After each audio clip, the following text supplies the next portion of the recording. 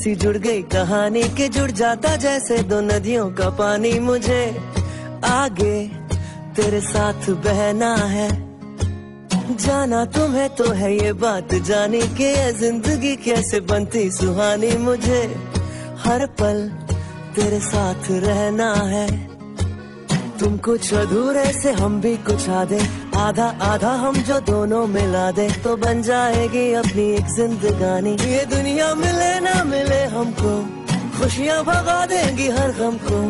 तुम साथ हो फिर क्या बाकी हो, मेरे लिए तुम काफी हो, मेरे लिए तुम काफी हो, मेरे लिए तुम काफी हो।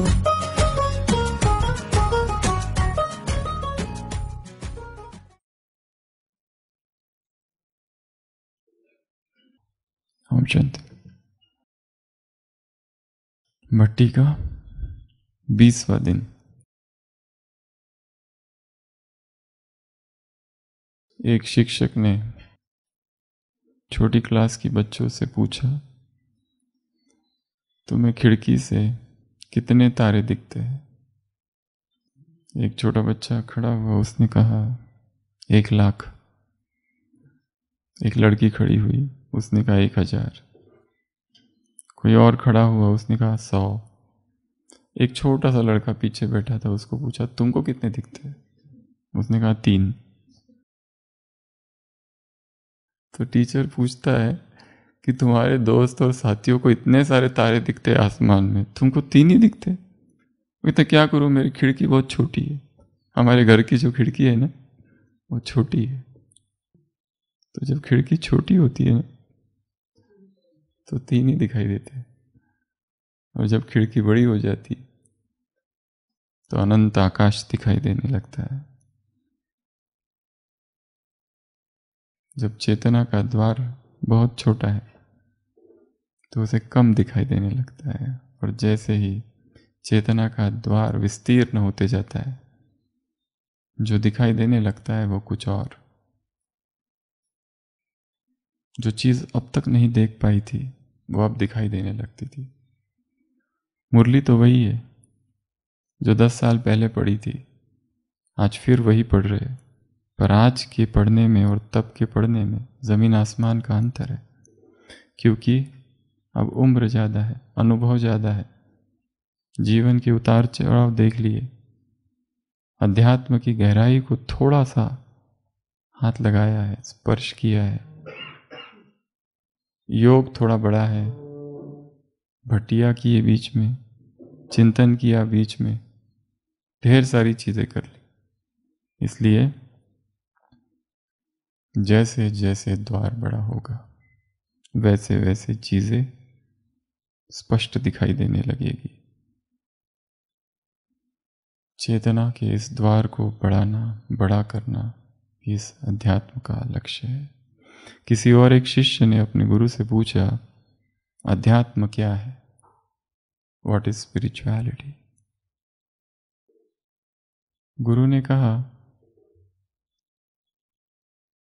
अध्यात्म वो है जो तुम हर दिन अपने परिवर्तन में प्रयोग कर सको। तो वो कहता है, फिर ये जो पुराने जो लोग हैं जिन्होंने शास्त्र लिखे या हमें जिन्होंने बातें सिखाई, क्या वो अध्यात्म नहीं है?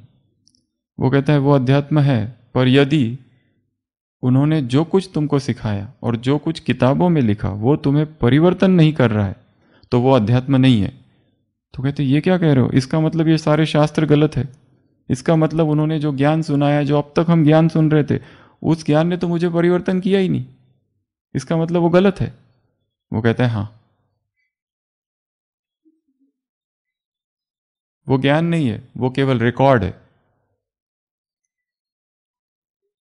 कोर्ट के लिए शरीर को काटो मत, कोट फिट हो जाए इसलिए, कोट फिट हो जाए इसलिए शरीर को नहीं काटना है। हम वही कर रहे। अध्यात्म तो सत्य है जो ज्ञान दिया हुआ है, पर वो हमें परिवर्तित नहीं कर रहा है। या तो हमारी समझ में दोष है या तो ज्ञान में दोष है। दो ही कारण हो सकते हैं।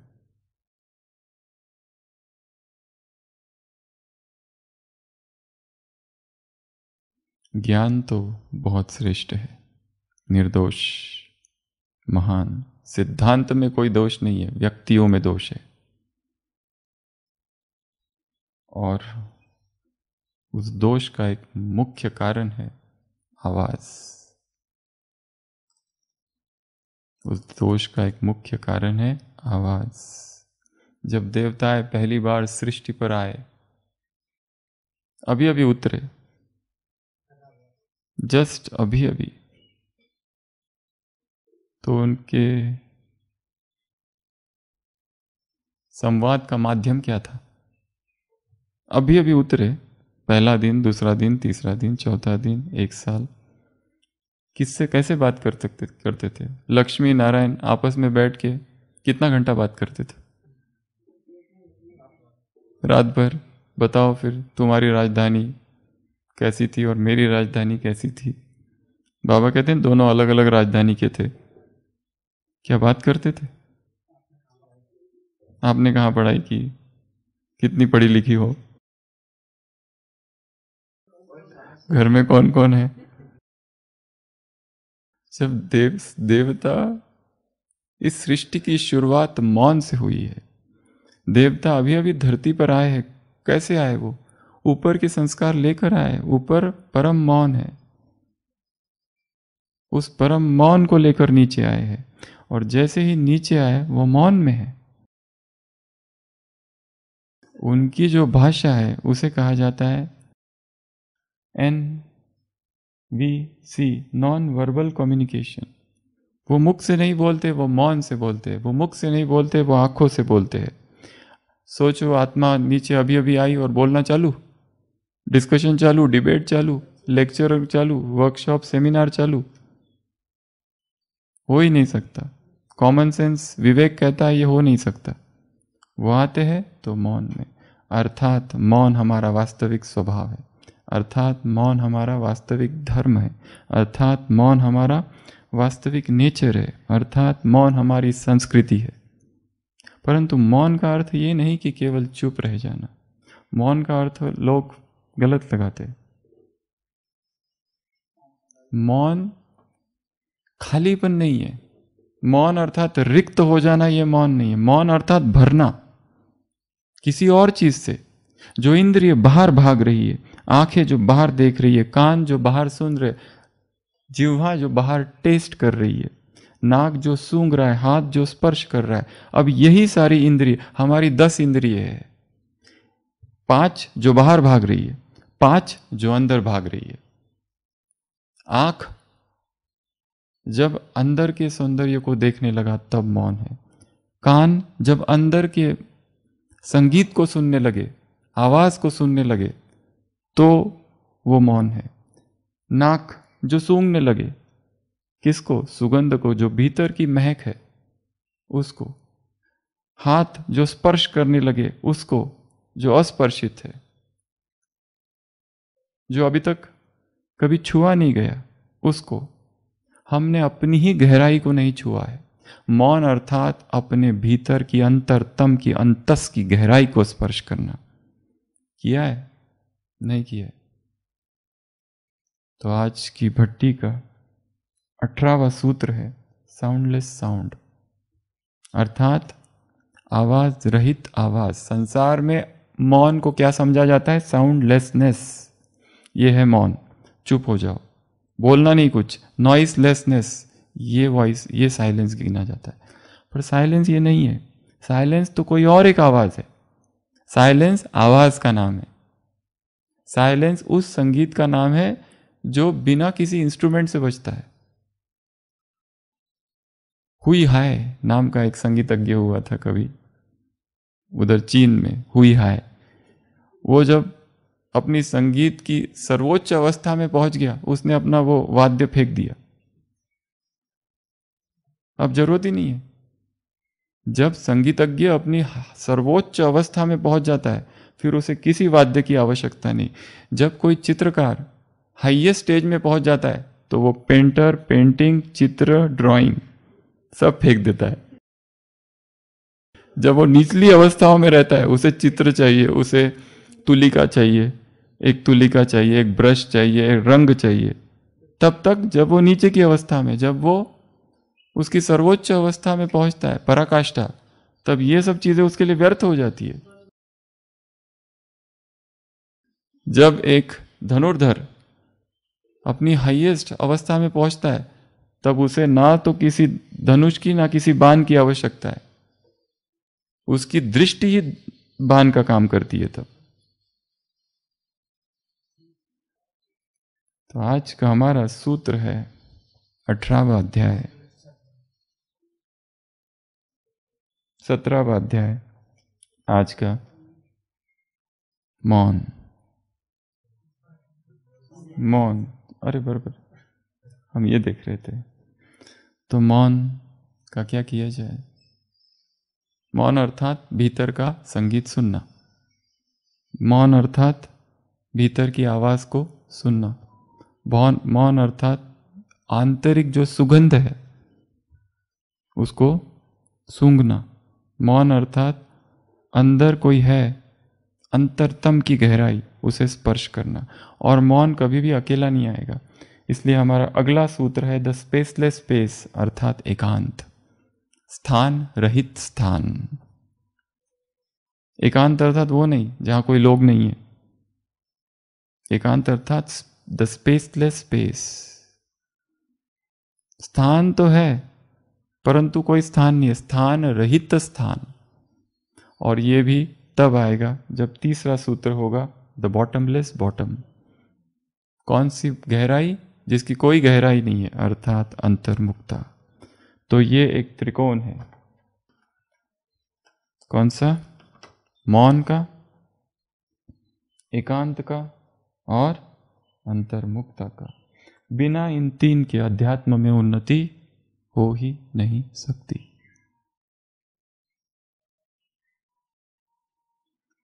हमारी यात्रा है, रिटर्न जर्नी। आज बाबा ने कहा, रिटर्न शब्द का प्रयोग किया। एक तो रिटर्न दो, रिटर्न चलो। लगभग 50 अर्थ निकाले जा सकते एक शब्द के। रिटर्न, एक ही शब्द के 50 अर्थ, अलग अलग रीति से। तो आज इस पर सभी चिंतन करेंगे, एक ही शब्द पर रिटर्न शब्द के क्या क्या अर्थ हो सकते हैं। किस ओर रिटर्न करना है? अपने उन संस्कारों की ओर रिटर्न होना है जो सतयुगी थे। अपने उन संस्कारों की ओर रिटर्न करना है जो आने वाले हैं, जो फरिश्तों के संस्कार है। और फरिश्ते, हमारे पांचों ही स्वरूप जो है वो मौन के है। सबसे पहला परम धाम में आत्मा मौन है। सतयुग में आ गई, आत्मा मौन है सतयुग में। हाँ, मैं भी त्रेता में थोड़ा बोलना चालू किया होगा उसने। सतयुग की भाषा मौन भाषा है। बोलते भी होंगे तो बहुत कम, बहुत थोड़ा, अर्थ सहित थोड़ा सा। ज्यादा बोलने क्या, बोलकर किसी को ऑर्डर देना है क्या? किसी को कुछ बताना है कि भाई ये झाड़ू लगा दो? लक्ष्मी कहे कि तुम क्यों नहीं आज झाड़ू लगाने, कल क्यों नहीं आई थी? कुछ बोलने की किसी को आवश्यकता है ना? झगड़े की भाषा नहीं है। हम बोलते क्या है? बोलने के कारण क्या क्या है? किसी को बात करने के लिए, अपनी मन की भावना बताने के लिए। अब वहां तो मन की भावना वैसे ही समझ में आ जाती है, वायरलेस है। किसी को कुछ बताने की थोड़ी ना आवश्यकता है, किसी को कोई ऑर्डर नहीं देना है, कोई सजेशन नहीं देना है। वहां पर बाबा कहते हैं मंत्री नहीं होंगे, कोई मंत्राना नहीं है, कोई चर्चा नहीं है, कोई मीटिंग नहीं है। किसी को कुछ चाहिए, अब सभी भरपूर है, सभी विश्व के मालिक है। कोई आवाज लेबर ये है कि वहां पे एसोसिएशन, हमारी मांगे पूरी करो। कोई यूनियन नहीं है, कुछ भी नहीं है, वहां मौन है। इस विषय में हमने शायद कभी सोचा ही नहीं कि सतयुग की भाषा क्या होगी। वहां की भाषा है साइलेंस, वहां की भाषा है द साउंडलेस साउंड। बोलना भी पड़े तो एक हाथ शब्द और बहुत ही अर्थ सहित शब्द होगा। एक ही शब्द, एक शब्द का एक ही अर्थ होगा।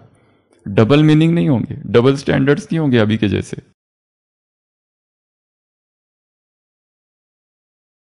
एक लाइन, दो लाइन, दादी गुलजार को ही ले लो, पिछले 3-4 साल से कितने शब्द बोले होंगे, और सारा जीवन ही ले लो, एक लंबी दास्तां है मौन की, एक पोयम है, एक प्रेयर है उनका जीवन मौन का। तो हमारा वास्तविक स्वभाव मौन है। मौन से क्या होता है? मौन से हम लौट चलते हैं अपने ओरिजिनल स्वरूप की तरफ। मौन से क्या होता है? मौन से विश्राम प्राप्त होता है चेतना को, क्योंकि हमारी ऊर्जा कहाँ नष्ट हो रही है? बोलने में और खाने में। जब तक चेतना मौन की तरफ नहीं लौटती, उसकी ऊर्जा फिर से वापस नहीं आती। अगला, मौन की अवस्था में ही उपचार होता है, हीलिंग होती है। जब तक मौन नहीं तब तक हीलिंग नहीं, क्योंकि आत्मा में इतने सारे साइकोलॉजिकल वुंड है, मनोवैज्ञानिक घाव है उसके ऊपर। किस किस जन्म ने किस किस ने हर्ट किया है उसको। आत्मा दुखी है अंदर से, हर्ट हुई है। वो हृदय है ना, वो देखो उधर खून बह रहा है, वहां से मरहम पट्टी से कुछ काम नहीं हो रहा है। उसके लिए साइलेंस चाहिए। उसके बाद में हमारा कनेक्शन कहाँ है? हम बिखरे हुए लोग हैं, खंड खंड बटे हुए लोग हैं, किसी का किसी से कोई कनेक्शन नहीं है, खाली दिखावा ऊपर से है। क्यों भाई, कैसे हो, तबीयत तो ठीक है ना, कुछ चाहिए क्या? ये कहना एक झूठा दिलासा है।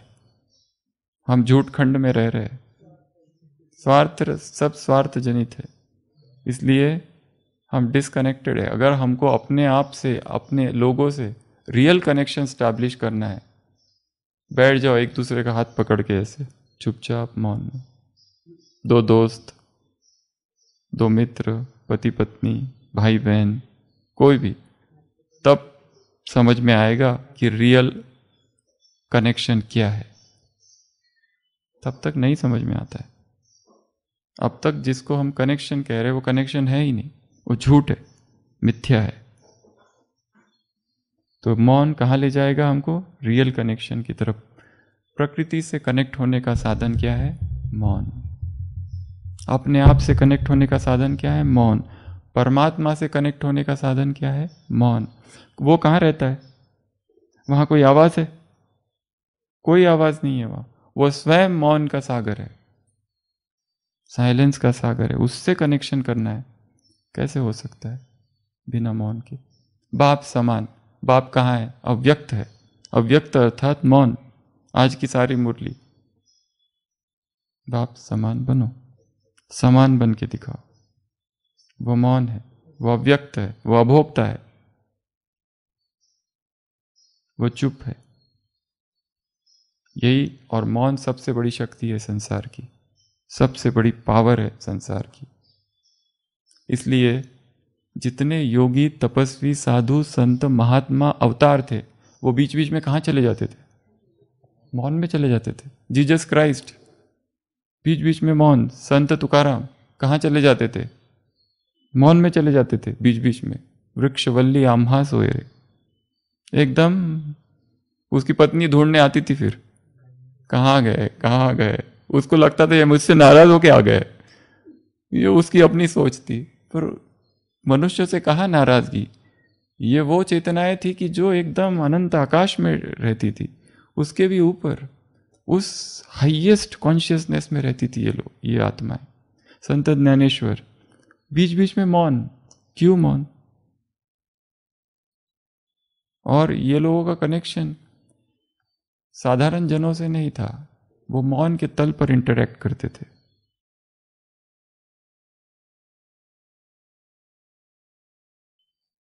वो जो बातें करते थे, जितने कवि है, नेचर पोएट्स, उनकी सारी कविताएं पढ़ो तो उनके लिए पक्षी एक व्यक्ति है जिससे वो बात कर रहे हैं। क्या उनको कमी थी क्या दोस्तों की? प्रसिद्ध थे सारे, किताबें पब्लिश हो चुकी थी उनकी, नाम था उनका, फिर भी उन सब से विलियम वर्ड्सवर्थ एकांत, कालिदास एकांत, तुलसीदास एकांत, सूरदास एकांत, मीरा। अब हम उसकी इतनी महिमा करते, तब तो लोग उसे बहुत कम जानते थे। वो तो उसके जाने के बाद उसकी प्रसिद्धि हुई। She lived an unknown life. एकांत। वो नहीं चाहते थे कि कोई हमको जाने। तो आत्मा का तो मूल धर्म ही मौन है, आत्मा की मूल संस्कृति ही मौन है। और मौन के लिए क्या चाहिए? एकांत। एकांत अर्थात स्थान, एकांत अर्थात कोई ऐसी जगह, कोई ऐसा स्पेस जहां पे हमारे अतिरिक्त और कोई भी ना हो, दूर दूर तक कोई दिखाई नहीं दे रहा है।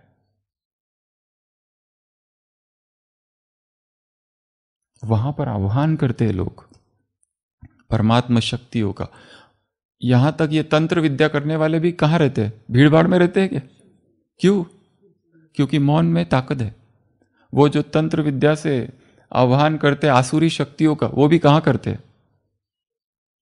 मौन में, एकांत में। उनकी भी अपनी साधना होती है। अगर वो साधना भंग हो गई तो वो कुछ नहीं कर सकते, पावरलेस हो जाते हैं वो।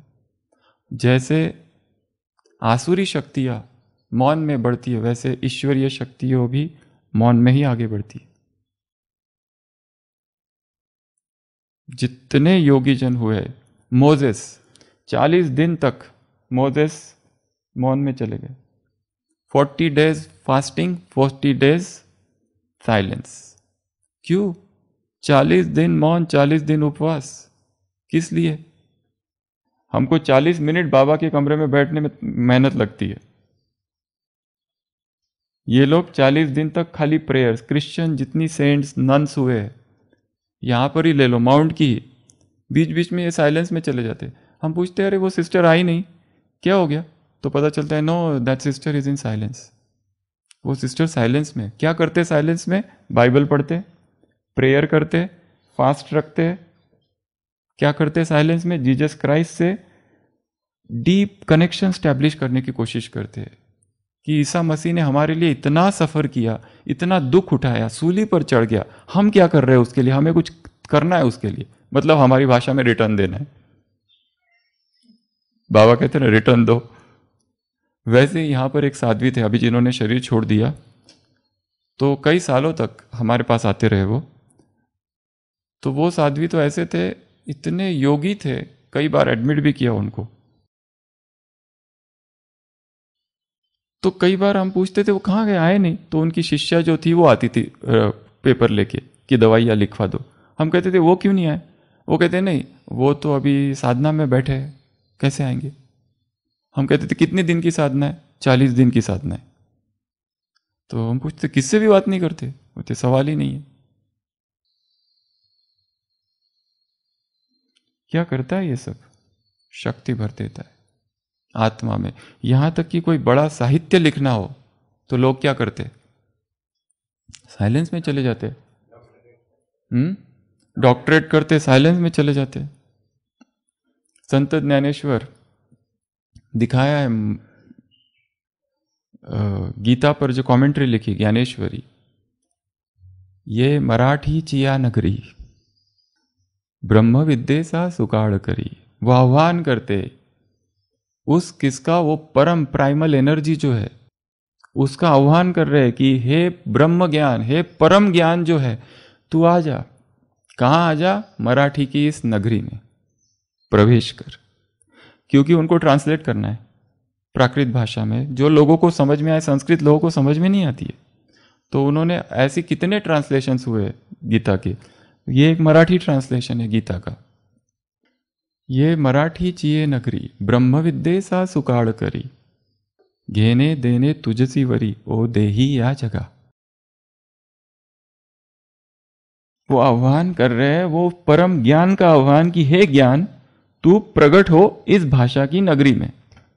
मैं नहीं लिख रहा हूं, तू आ इस भाषा की नगरी में आ, ताकि संसार का कल्याण हो सके।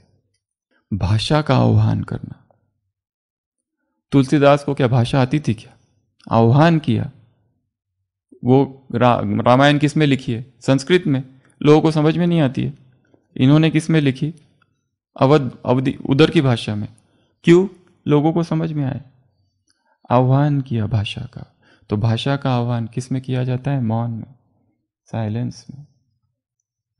ये सारे कार्य साइलेंस में। इसके लिए चाहिए एकांत और उसके लिए चाहिए अंतर्मुक्ता। तो आज के हमारे ये 3 सूत्र है, मौन, एकांत और अंतर्मुक्ता। हम हमेशा उदाहरण देते हैं महात्मा गांधी का। विदेश में गए थे, रहे थे साउथ अफ्रीका में। साउथ अफ्रीका में एक जगह गए, एक मठ में देखने के लिए क्या चलता है। उस मठ का नाम था ट्रैपिस्ट मोनेस्ट्री। तो वहाँ मठ के अंदर प्रवेश किया, देखा यहाँ सभी मौन धारण किए हुए। मठाध्यक्ष से मिले, पूछा ये है क्या, यहाँ कोई बोलता नहीं क्या? तो मठाध्यक्ष ने कहा कि नहीं, यहाँ पे नियम है इस मठ का, जब तक आपको इस मठ में रहना है तब तक मौन में रहना है। महात्मा गांधी पूछते आखिर क्यों? क्योंकि ये उनका प्रारंभिक, अभी वो पूरे अध्यात्म में मुड़े नहीं है, वो अभी तो कुछ जीवन में वो क्रांति हुई नहीं है, अभी अभी पहुंचे हैं साउथ अफ्रीका में अपनी प्रैक्टिस के लिए, डिग्री लेके और वो सब करके। अभी तो उनको वो ट्रेन से ढकेला भी नहीं है जहां से फिर क्रांति चालू हुई, अभी ये उसके पहले का पीरियड है। तो वो कहता है कि आप ऐसा क्यों करते हो आखिर? तो वो कहता है, वो मठाध्यक्ष, we human beings are so feeble, we really do not know what to speak and what not to speak. What to speak, हम मनुष्य इतने कमजोर है, हमें इतनी भी तो बुद्धि नहीं है कि क्या बोलना है क्या नहीं बोलना है। बेटर है कि कुछ बोले ही नहीं, क्योंकि जब भी बोलने जाते हैं तो क्या होते हैं, किसी को हर्ट करते हैं। जब भी बोलने जाते हैं सत्य के साथ छेड़छाड़ करते हैं। जब भी बोलने जाते क्या करते, सत्य का दमन करते। जब भी बोलने जाते उसको अतिशयोक्ति करते उसके। ये 3 काम करते हम सत्य के साथ। क्या क्या? एग्जाजरेशन, अतिशयोक्ति, बात इतनू सी बड़ा चढ़ा कर बताते। दूसरा, उसका दमन करते, उसको बताएंगे नहीं दूसरों को, सप्रेस कर देते उसको। या तो उसके साथ छेड़छाड़ करते थोड़ी सी, अपनी सुविधा के अनुसार सत्य बोलते। मैनिपुलेशन, टेम्परिंग विद ट्रुथ, छेड़छाड़ करना सत्य के साथ। ये 3 हमारे बहुत बड़े दोष है। अगर हम अपने आप का पूरे दिन का रिकॉर्ड चेक करें, फोन आया किसी का, हेलो, हम कहते हैं हम बिजी है हम बिजी नहीं है। क्या किया? सत्य के साथ छेड़छाड़ की, या तो सत्य का दमन करते या तो अतिशयोक्ति करते। ये निरंतर चालू ही चालू है। इसीलिए साइलेंस इज नेसेसरी, वो मठाध्यक्ष महात्मा गांधी को ये बताते। इसलिए उनके जीवन में हर सोमवार मौन, पूरा जीवन भर जो रख सके वो हर हफ्ते में एक दिन कंप्लीट मौन रखना है।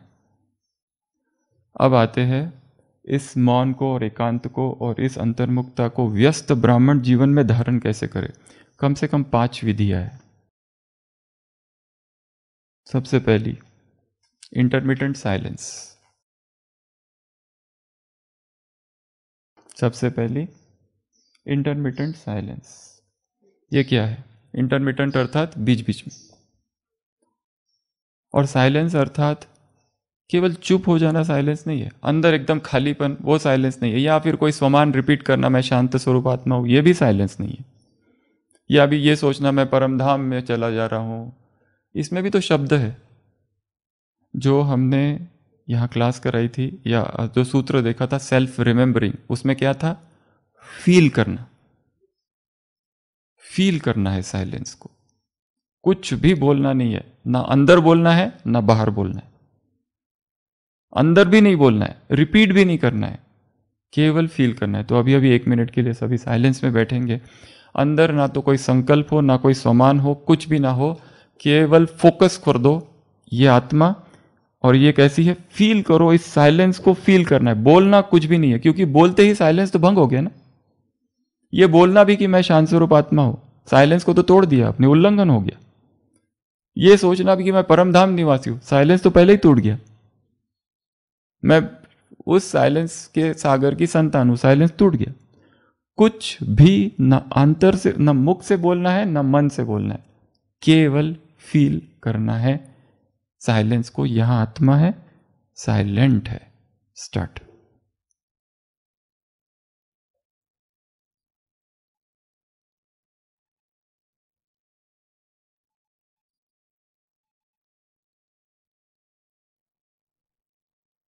आवाज सुनो साइलेंस की।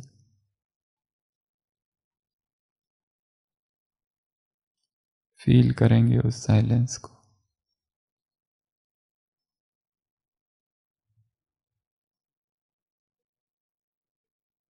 संगीत सुनेंगे मौन का।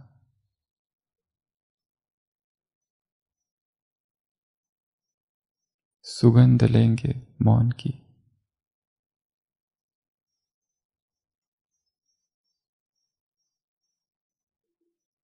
टच करेंगे साइलेंस को।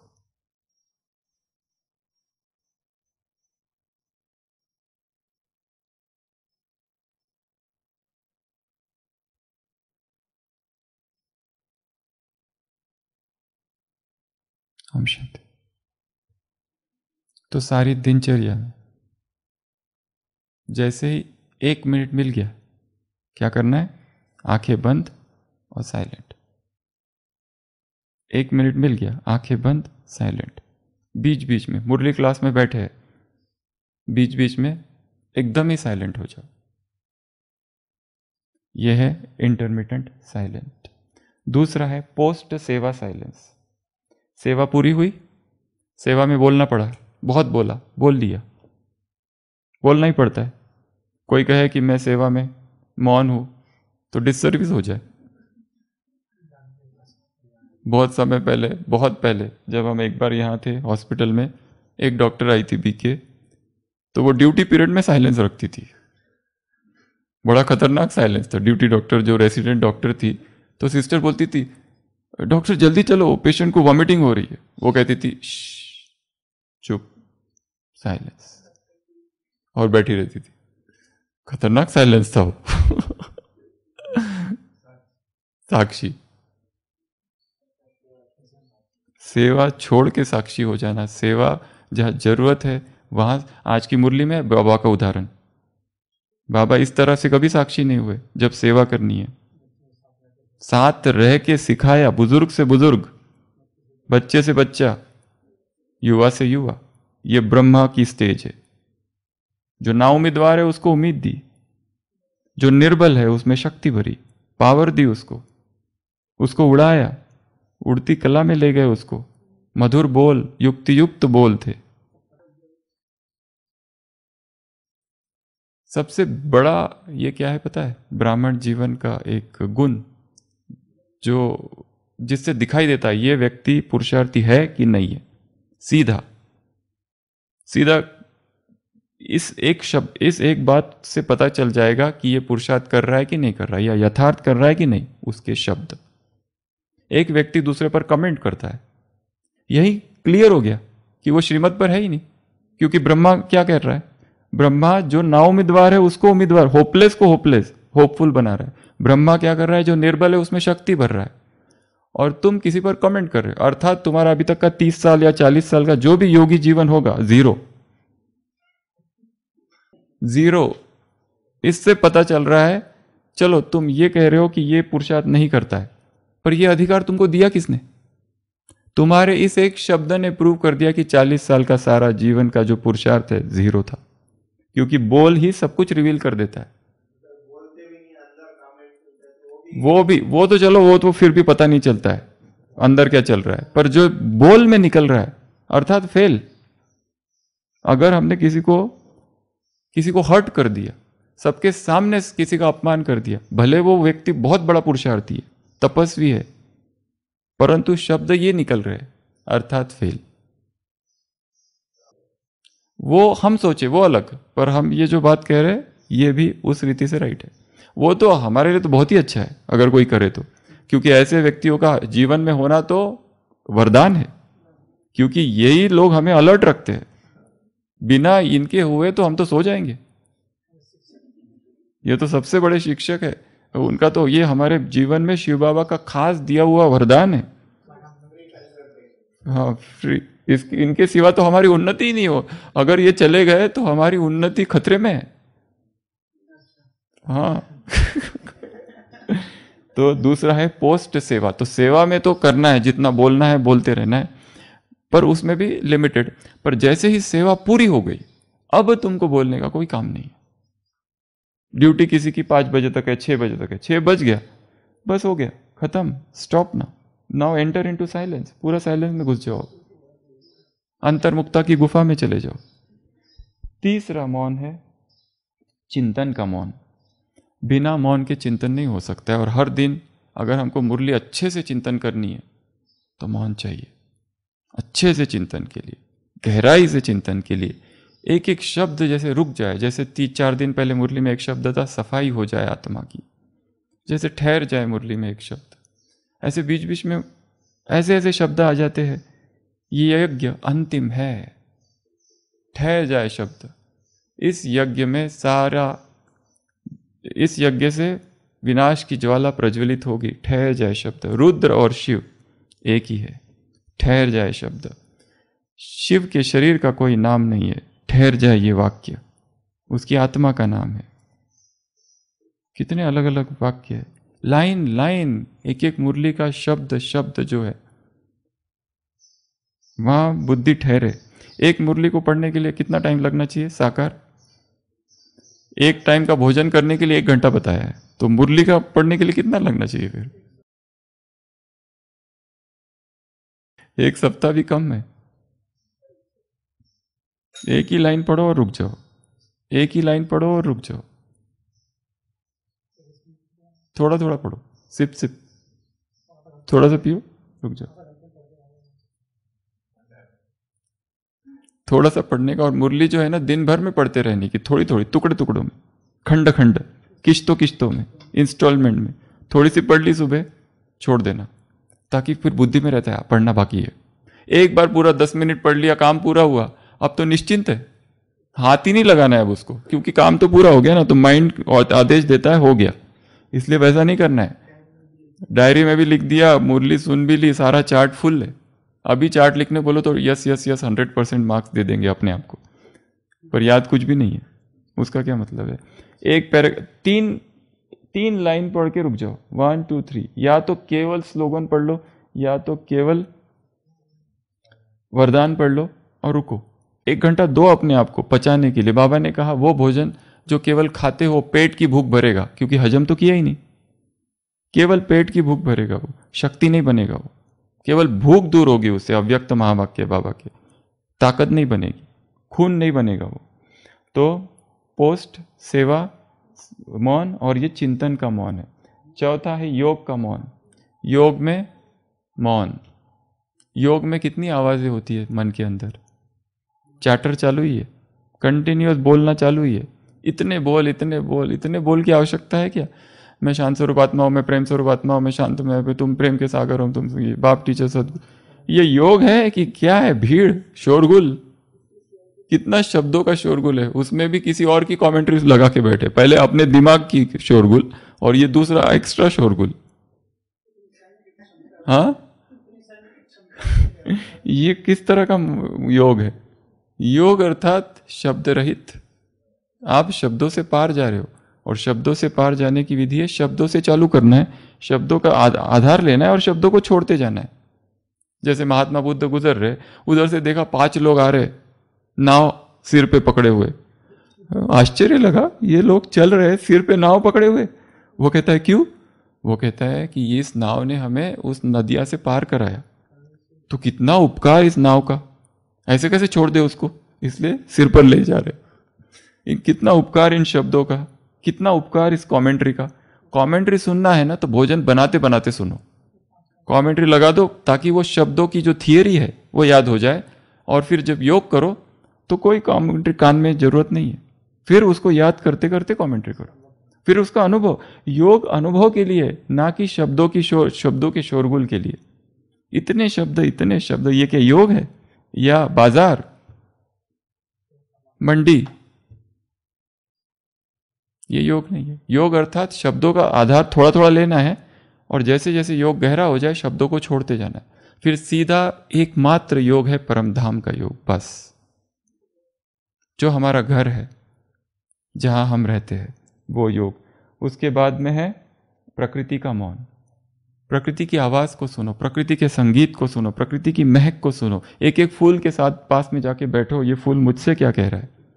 एक है मैं फूल को देख रहा हूं, एक दूसरा योग का प्रयोग है फूल मुझे देख रहा है। एक है नदी मैं नदी को देख रहा हूं, दूसरा है नदी मुझे देख रही है। एक है मैं नक्की झील को देख रहा हूं, दूसरा है नक्की मुझे देख रही है। एक है मैं अनाद्रा से नीचे देख रहा हूं, एक है नीचे का जो जमीन है वो मुझे देख रही है। ऐसी क्या कर रहे हो? ठीक ठाक है ना? एक है मैं बाबा को देख रहा हूं, एक है बाबा मुझे देख रहा है। हाँ, ये तो ये सोचना है कि सामने का व्यक्ति मुझे, एक है आईने में मैं अपने आप को देखूं, एक दूसरा मिरर मेडिटेशन है, मिरर की जो इमेज है वो मुझे देख रही है। मिरर मेडिटेशन, जैसे हमने एक बार भी कहा था दादी जान की, तो दादी जान की एक बार उठे, फिर चलने लगे, तो दादी का क्लास था, सब लोग कह रहे दादी जल्दी चलो जल्दी चलो, तो दादी आईने के सामने आ गई और खड़ी हो गई। तो हम भी देख रहे, सब लोग देख रहे, हमने कहा दादी किसको देख रहे? दादी कह रही हूँ दृष्टि ले रही हूँ। किससे? अपने आप से। कमाल है, नया योग का प्रयोग निकला ये तो, अपने आप से ही दृष्टि ले रहे योग क्लास कराने जाने से पहले। आज कहा ना तुम कौन हो? हाईएस्ट डायरेक्ट रचता उसकी फर्स्ट रचना हो तुम, कोई साधारण नहीं हो। पार्टी नंबर 1 चोटी हो तुम, ब्राह्मण सर्वोच्च हो, जैसा वो वैसे तुम, अपने आप को छोटा नहीं समझो। तो ये 5 विधियां है किसकी? मौन की, एकांत की और अंतर्मुखता की। जितना हो सके मौन में चले जाओ, जब भी समय मिले अंतर्मुखी हो जाओ। काम पूरा हुआ, सेवा पूरी हुई, यहां लॉक कर दो, डबल लॉक।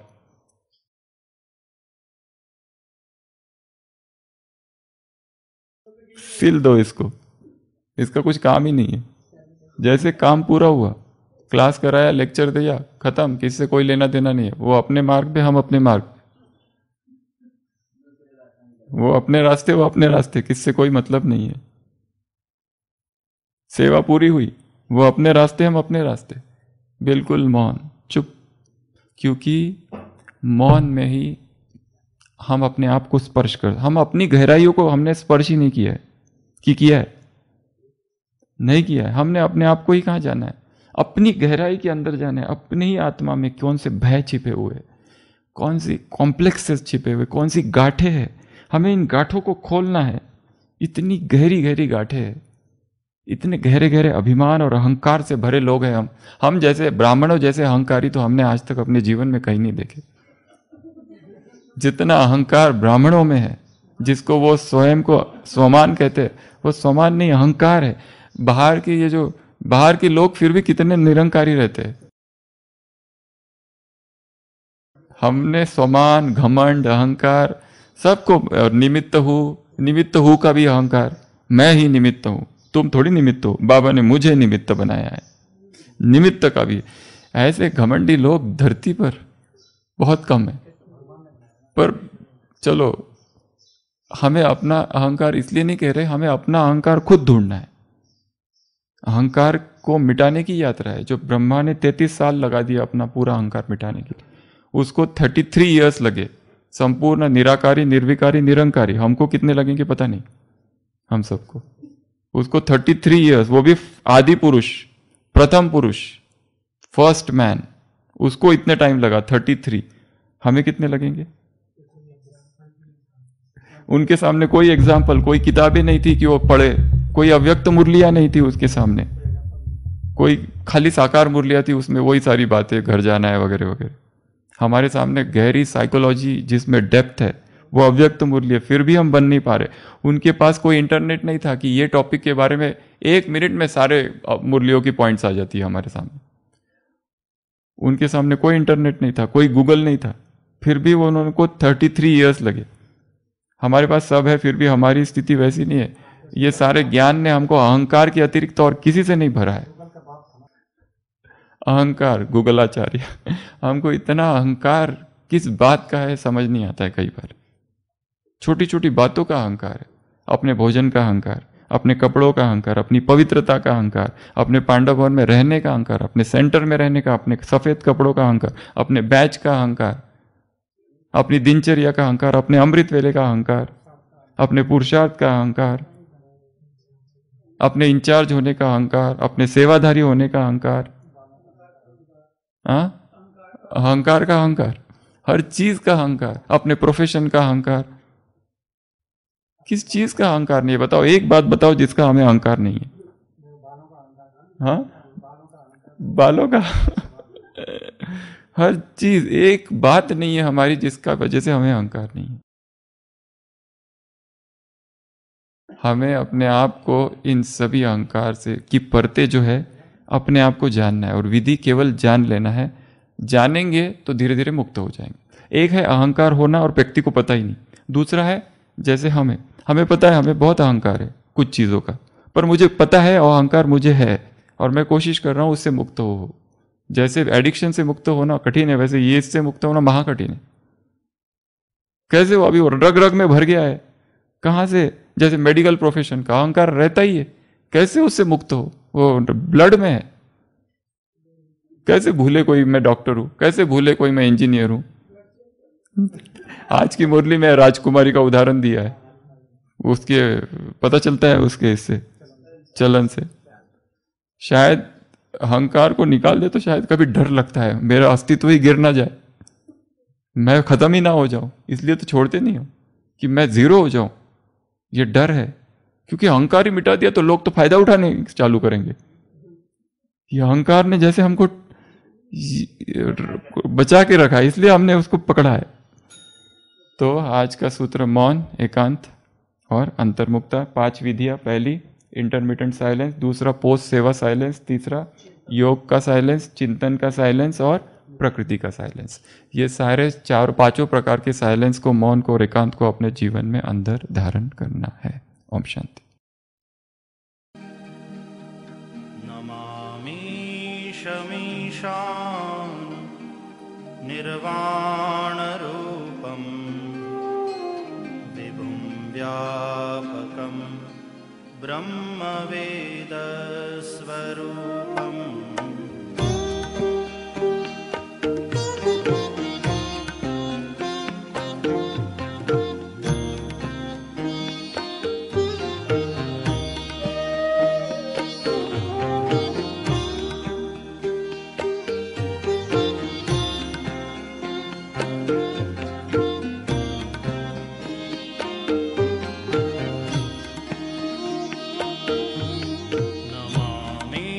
शमीशान निर्वाण रूपम विभुं व्यापकं ब्रह्मवेद स्वरूपं निजं निर्गुणं निर्विकल्पं निरीहं चिदाकाशमाकाशवासं भजेऽहम्। नमामि शमीशान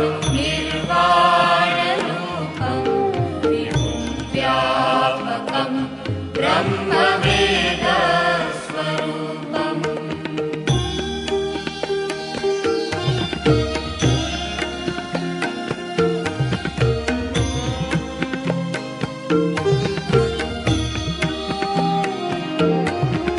न जानामि योगं जपं नैव पूजां न तोऽहं सदा सर्वदा शम्भुतुभ्यं जराजन्म दुःखौघतातप्यमानं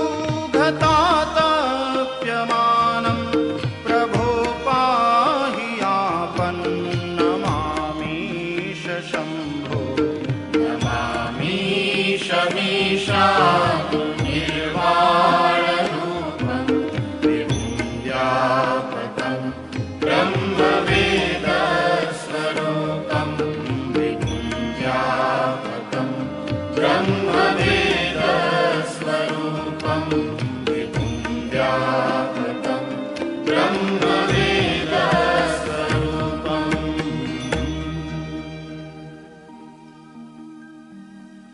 रुद्राष्टकमिदं प्रोक्तं विप्रेण हरतोषये ये पठन्ति नरा भक्त्या तेषां शम्भुः प्रसीदति।